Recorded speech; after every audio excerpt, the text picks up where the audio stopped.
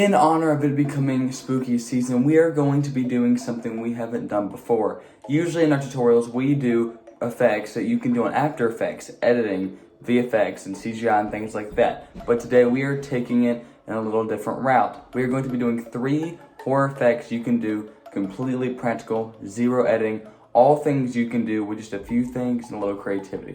So, without further ado, this is the first effect.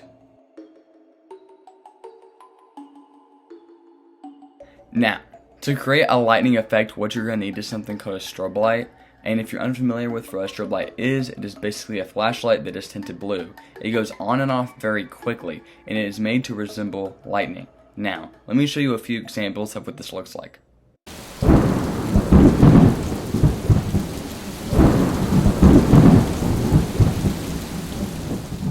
And that is why I love strobe lights. They are so fun to play around with, especially around Halloween, because they resemble lightning so much. Also, they are not very expensive.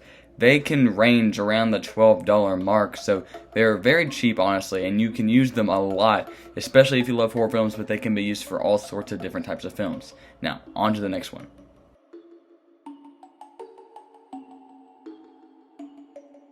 Now, of course, the main problem with filming with a real knife with your actors is, of course, you only have one take. I'm just kidding.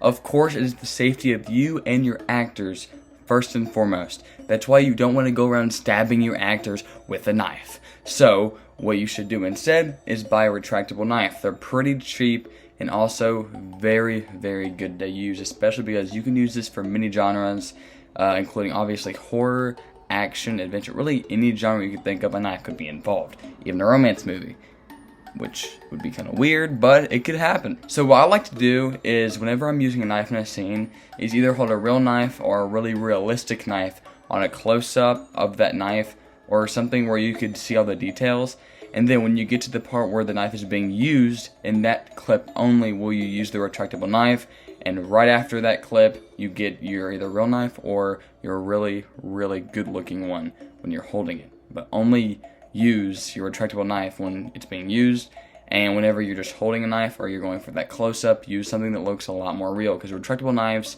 are really for the use. They're not for looks. They don't really look like a real knife. They're used to show a puncture wound, and that's it.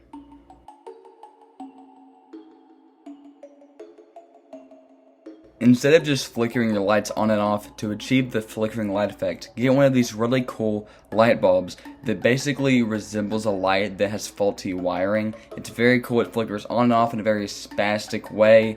It's not just like turning on and off the light. It fades. It's very cool. Not the easiest thing to find, but I assure you, you can find them. Just a little bit of internet surfing and then you're good. You can find it, and they're also quite cheap.